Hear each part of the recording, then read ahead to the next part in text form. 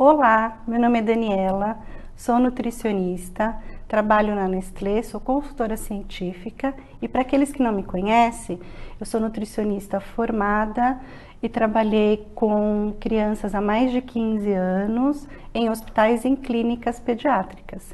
E hoje nós vamos falar um pouquinho a respeito de avaliação nutricional de crianças, fluxogramas de indicação de terapia nutricional e possíveis indicadores clínicos.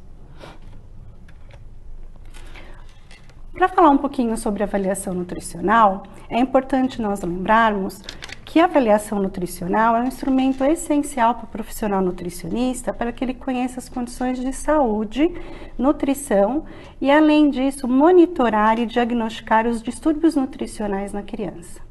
Sendo assim, a avaliação nutricional em pediatria é um instrumento a ser utilizado de forma mais objetiva e individualizada. E ele abrange métodos diretos como a avaliação antropométrica, que avalia a composição corporal, o exame físico e a avaliação de exames bioquímicos e laboratoriais. Além disso, podemos utilizar também como uma metodologia indireta a avaliação do consumo alimentar. E a avaliação de todos esses parâmetros já relacionados, eles têm por objetivo identificar desnutrição ou obesidade ou até mesmo risco nutricional nas crianças e nos lactentes. Falando um pouquinho sobre antropometria, lembramos que os parâmetros utilizados para uma boa antropometria são o peso, o comprimento para lactentes até 2 anos, a estatura para crianças acima de 2 anos e o perímetro cefálico. O peso, ele é um instrumento de utilização na avaliação nutricional que ele refere bastante sensibilidade a agravos nutricionais, tanto agudos quanto crônicos. Já o comprimento ou a estatura utilizado, eles refletem os agravos nutricionais mais prolongados ou crônicos que podem acontecer na infância. E o perímetro cefálico, ele é utilizado como um parâmetro de avaliação nutricional até os 36 meses de idade, sendo que até os primeiros 6 meses de vida da criança, ele tem uma relação direta com o desenvolvimento do cérebro e ele tem uma interferência bastante importante com casos de desnutrição.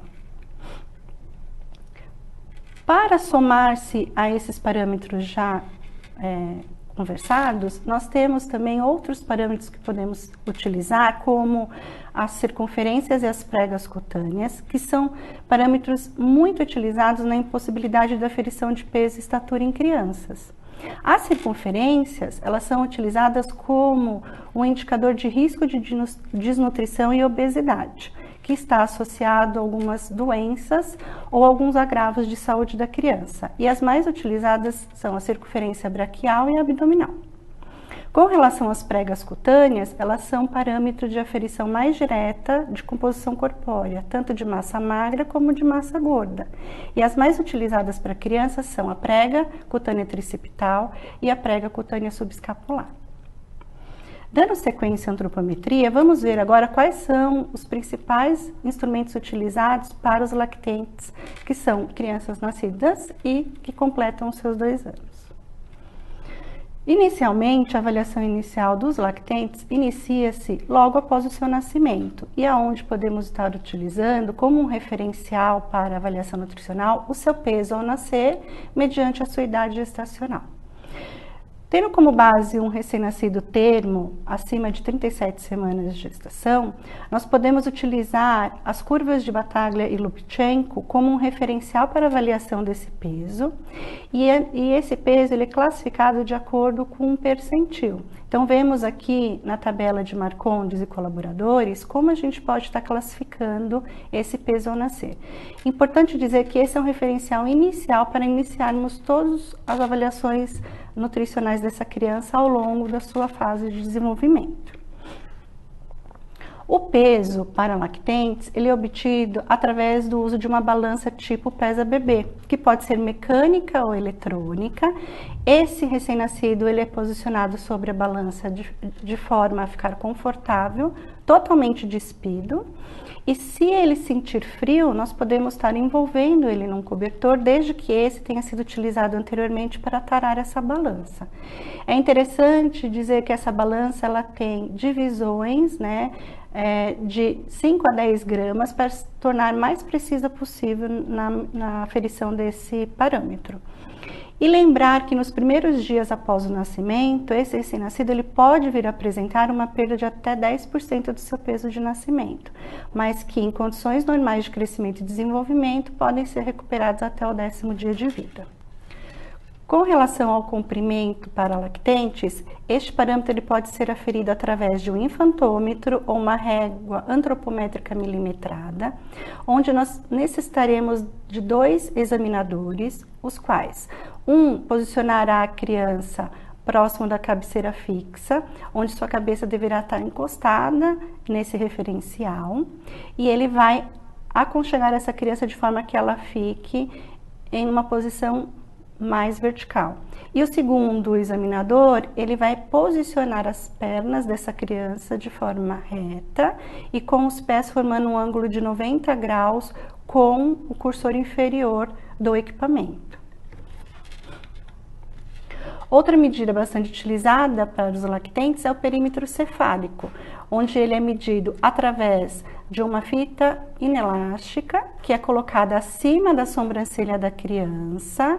O marco zero de referencial para a leitura é posicionado de frente ou mais próximo para o profissional que está realizando a medida, e ela deve ser passada por todo o perímetro cefálico da criança, tendo no marco posterior a maior protuberância do crânio. Esses parâmetros eles são avaliados através das curvas de crescimento, que são um referencial de avaliação seriada ao longo do crescimento e desenvolvimento dessas crianças. Para lactentes, utilizamos as curvas da Organização Mundial de Saúde de 2006 e os parâmetros avaliados são peso para idade, peso para comprimento, comprimento para idade, IMC para idade e o perímetro cefálico para idade. É importante relembrar que neste momento deve-se fazer no mínimo 3 aferições ou 3 mensurações para que se tenha uma precisão e uma exatidão dessas medidas.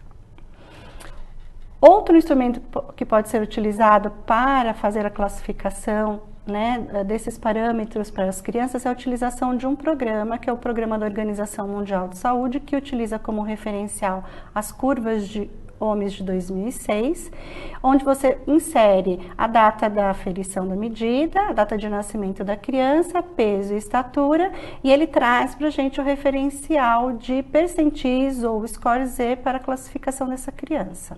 Aqui nós podemos ver na projeção da curva onde se encontra a medida da criança, e ao longo das visitas podemos projetar todas as outras medidas onde nós vamos conseguir uma curva de crescimento e desenvolvimento dessa criança.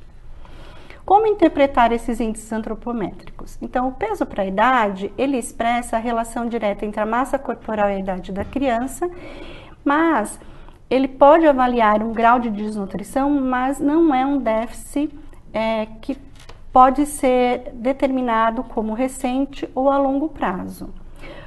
O peso para comprimento ou estatura da criança, ele vai expressar a harmonia, massa corpórea para o comprimento ou estatura dessa criança. E ele aponta o excesso ou déficit de peso dessa criança para seu comprimento e estatura, e é bastante sensível às alterações dessas variáveis.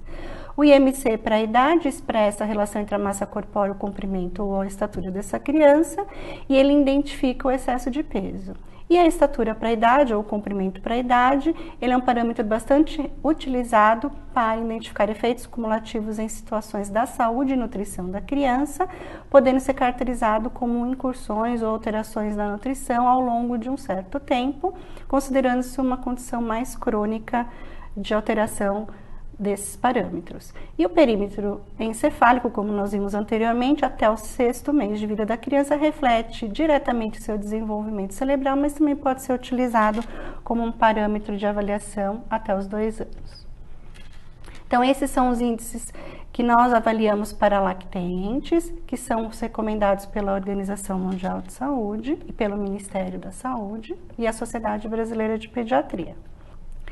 E como classificamos o estado nutricional dessa criança? Então, através dos protocolos do SISVAN 2008, temos a relação aqui dos parâmetros e dos índices antropométricos apresentados, né, nos slides anteriores, e a avaliação dos valores críticos, que podem ser avaliados através do percentil e do Z-score. Então, por exemplo, uma criança que apresenta peso para idade e cujo valor desse peso para idade na curva está num score menor de 3 ou num percentil menor de 0,1, ela é classificada como uma criança que tem um peso muito abaixo para a sua idade. Bom, como é a antropometria para crianças acima de 3 anos? Então, o referencial de peso, que continua sendo utilizado agora, é aferido através de uma balança tipo plataforma, como a utilizada para adultos, cujas dimensões são agora no mínimo 100 gramas. Essa criança pode ser posicionada na parte central dessa balança, de pé, sem muitas roupas e com os pés juntos e os braços estendidos. A sua estatura ela pode ser aferida através de um estadiômetro ou de um antropômetro vertical, onde a criança precisa estar descalça, localizada no centro do equipamento, sem adereços na cabeça, com os braços posicionados ao longo do seu corpo, os calcanhares e os ombros e as nádegas alinhados ao equipamento e formando um ângulo reto dos pés e as pernas com um aparelho de 90 graus. Esses dados são inseridos em curvas de crescimento, lembrando que para crianças até 5 anos continuamos utilizando o referencial de OMS 2006 e a partir de 5 anos utilizaremos as curvas de OMS 2007. Para a faixa etária acima de 3 a 10 anos, um dos índices mais utilizados para avaliação é o IMC para a idade e lembramos que o perímetro encefálico da criança a partir dos 3 anos já não é mais considerado um referencial a ser usado. E para essas crianças também podemos utilizar avaliação através do sistema ANTRO, lembrando que para a curva da Organização Mundial de Saúde a partir de 2007 utilizamos o programa ANTRO-PROS. Esses são os índices então utilizados para as crianças de 3 a 5 anos e os mais utilizados para criança de 5 a 10 anos, lembrando que peso para estatura nesta faixa etária já não é mais utilizado como parâmetro de avaliação. E da mesma forma que apresentamos anteriormente, podemos classificar, né, o estado nutricional através desses parâmetros de avaliação de percentil e Z-score, onde nós temos a tabela para crianças até 5 anos incompletos e crianças de 5 a 10 anos. Bom, temos algumas situações especiais em que a avaliação nutricional acontece de forma diferenciada. Então, crianças com paralisia cerebral, elas possuem curvas específicas que têm um padrão de referencial do CDC e elas são confeccionadas para crianças de 2 a 20 anos de idade, onde se avalia peso, estatura e IMC dessas crianças e adolescentes para ambos os sexos. E a principal diferença é que essas curvas levam em consideração também um sistema de classificação de função motora grossa. Muitas crianças com paralisia cerebral podem apresentar distrofia muscular ou óssea e aí fica mais difícil de fazer a medição direta da estatura. Então, medidas de estimativa de estatura podem ser utilizadas nesses casos, principalmente para crianças em faixa etária de 2 a 12 anos, onde se utiliza parâmetros como comprimento superior do braço, comprimento tibial e comprimento do membro inferior a partir do joelho, que são colocados numa equação estimada de Stevenson. E aí você pode adquirir uma estatura estimada, lembrando que como é uma estimativa da altura, a gente pode ter um desvio padrão de aproximadamente, por exemplo, de 1 a 1,7 centímetros nessa estatura. As curvas de paralisia cerebral utilizadas para avaliação nutricional e como referência peso para a idade, estatura para a idade e IMC para a idade, são as curvas de Brooks. No caso de crianças com síndrome de Down, também temos padrões referenciais diferenciados para avaliar peso, estatura, perímetro cefálico e índice de massa corporal, cujo o Ministério da Saúde recomenda a utilização da curva de crescimento desenvolvida por Mustache 2002 para crianças na faixa etária de 0 a 24 meses e as curvas de Cronk e colaboradores para crianças de 2 a 18 anos. Porém, o referencial das curvas de Cronk são desenvolvidos como parâmetros de avaliação de crianças dos Estados Unidos. Agora existe recentemente a publicação de curvas que utilizam o parâmetro de referencial de crescimento de crianças brasileiras, que são as curvas de Bertapelli, 2016. Essas curvas trabalham com indicadores como peso para a idade, comprimento para a idade, perímetro encefálico para a idade, IMC para a idade, peso para a idade e estatura para a idade, discriminando as faixas etárias de cada curva. A classificação do estado nutricional para esses parâmetros avaliados para essas crianças, tanto com paralisia cerebral como com síndrome de Down, possui uma classificação diferencial por faixa etária de percentil diferenciado, onde você pode analisar os valores de peso para estatura e comprimento e o perímetro cefálico. Bom, como nós falamos anteriormente, na ausência de medidas de peso, estatura e comprimento e o perímetro cefálico, podemos ter a utilização de pregas cutâneas e circunferências como referenciais de avaliação. As mais utilizadas em crianças são a circunferência abdominal, que ela é um parâmetro que avalia a concentração de gordura abdominal dessas crianças, e a sua classificação é feita através de uma tabela de percentil de Friedman e colaboradores. E a outra circunferência seria a circunferência do braço, que ela é um referencial para diagnosticar o estado nutricional dessa criança, sendo referencial para a classificação as tabelas de Frisanche e colaboradores de 1990. A circunferência abdominal ainda faz uma relação importante entre a circunferência abdominal e os valores de lipídio e insulina séricos dessas crianças, e o percentil de corte para avaliação é o percentil 90, conforme demonstrado na tabela de Friedman. A circunferência braquial é um indicador de risco de doenças e de distúrbios associados à desnutrição e excesso de peso, e ele deve ser também trabalhado através de equações que trazem maior precisão dessa medida. Então, quando utilizamos a medida da circunferência braquial para se analisar a reserva do tecido muscular, precisamos fazer a aplicação dela na equação de circunferência muscular do braço. E sendo mais preciso, desconsiderando o tecido ósseo, a gente pode fazer uma avaliação mais direta da massa muscular através da equação da área muscular do braço. Outra medida bastante utilizada em crianças é a prega cutânea tricipital, que é avaliada através do percentil de Frisancho 1990, e a prega cutânea escapular, que em somatória com a prega tricipital, ela é avaliada através também de percentis. A classificação desses parâmetros pode ser feita através da adequação desses percentis, então a leitura feita para qualquer um dos parâmetros de circunferência e prega, eles são analisados através dessa classificação. A avaliação do consumo alimentar é um método indireto que está sendo utilizado coadjuvante aos métodos diretos, e nós temos 3 formas de avaliar esse consumo alimentar. Através do recordatório de 24 horas, onde o cuidador ou o pai da criança, ele faz uma relação da alimentação da criança, dos alimentos que ela ingeriu durante as primeiras 24 horas. O registro alimentar, que pode ser feito, um registro dos possíveis alimentos que essa criança tem consumido ao longo de 3 e 4 dias alternados.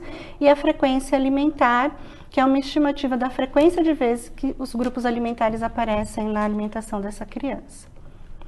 Uma forma mais fácil de identificarmos a avaliação da aceitação alimentar é utilizar este tipo de indicador de qualidade, desenvolvido aqui no Brasil e publicado por ILSE Brasil 2017, onde os pais eles pontuam através da marcação da quantidade estimada de consumo dos alimentos com um percentual. Então, por exemplo, pegamos o prato da criança aqui, que equivale a uma porção de fruta, e ele pinta um referencial da quantidade que esse alimento foi consumido da criança. No caso da mamadeira, em volume, o quanto essa criança consumiu da mamadeira. E para crianças maiores, que já estão, né, com alimentação normal, nós podemos também fazer uma projeção de quanto de porções essa criança tem consumido ao longo do dia, fazendo uma representação através do desenho e a porcentagem de consumo desses alimentos. O exame físico é outro referencial bastante utilizado, agregado à avaliação dos parâmetros diretos. Ele serve para identificar possíveis casos de alimentação inadequada durante o crescimento da criança, e resultam também em alterações do tecido orgânico, na pele, nas mucosas, no cabelo e nos olhos dessas crianças. Então, avaliando pele, cabelo, face, olhos, lábios, língua, dentes, gengivas e outros compartimentos, podemos identificar principais carências nutricionais na alimentação dessa criança. Dentre os parâmetros bioquímicos analisados, podemos utilizar algumas proteínas séricas, como nós vamos ver mais para frente, e exames laboratoriais relacionados com glicemia, perfil lipídico, além de avaliar micronutrientes como vitaminas e minerais, que nos auxiliam tanto a avaliar o risco nutricional, como definir o diagnóstico nutricional, e são uma forma de fazer um acompanhamento da terapia nutricional. E, em especial, muitos desses parâmetros laboratoriais, eles nos ajudam a identificar principalmente carências de micronutrientes. E também refletem a condição clínica dessa criança, uma condição nutricional prévia e a presença de possíveis quadros de resposta inflamatória e desequilíbrios hidroeletrolíticos. Então, um dos parâmetros bastante utilizado é o hemograma, através da análise da hemoglobina e do hematócrito, e as proteínas séricas, que são parâmetros que são bastante afetados por situações de infecção, quadros inflamatórios ou alterações orgânicas importantes, como doenças metabólicas. Entre também os outros parâmetros que podem ser analisados, podemos fazer a avaliação dos parâmetros plasmáticos de vitaminas e minerais, que podem trazer para a gente um referencial importante quanto a deficiências destes nutrientes na alimentação da criança. E por fim, pensando que nós temos hoje uma prevalência grande de crianças que se encontram em situações de excesso de peso ou obesidade, é importante também associar a esta avaliação parâmetros como glicemia, teste de tolerância oral à glicose, perfil lipídico, para podermos identificar possíveis alterações metabólicas relacionadas com excesso de peso. Bem, um dos instrumentos que facilitam a busca de crianças com risco nutricional ou que apresentam desnutrição dentro dos hospitais ou até em serviços assistenciais é a triagem nutricional. A triagem nutricional é um importante instrumento que fornece imediatamente informações sobre risco de desnutrição ou crianças que venham a desenvolver o risco à desnutrição. A mais utilizada, que é um padrão ouro de referência para crianças de 0 a 19 anos, é o Strong Kids, que analisa o risco relacionado a doenças, a avaliação subjetiva global, a alteração da ingestão alimentar e a perda de peso. Temos aqui as principais doenças relacionadas com um possível quadro de desnutrição e as principais cirurgias de grande porte que podem levar a esse quadro. E a somatória destes parâmetros avaliados é que vão levar a uma classificação de risco nutricional. Identificado o risco, segue-se com a programação de uma terapia nutricional. Então, apresento para vocês agora um fluxo de atendimento nutricional. Então, esse algoritmo de indicação de via de administração da terapia nutricional é bastante utilizado entre os hospitais, mas podemos extrapolar também para os serviços de saúde como home care. onde se temos a triagem nutricional, então a avaliação do risco nutricional, identificado esse risco, parte-se para uma avaliação do sistema gastrointestinal para se identificar a melhor via de nutrição dessa criança e associado a essas duas avaliações anteriores, parte-se para a avaliação através da antropometria.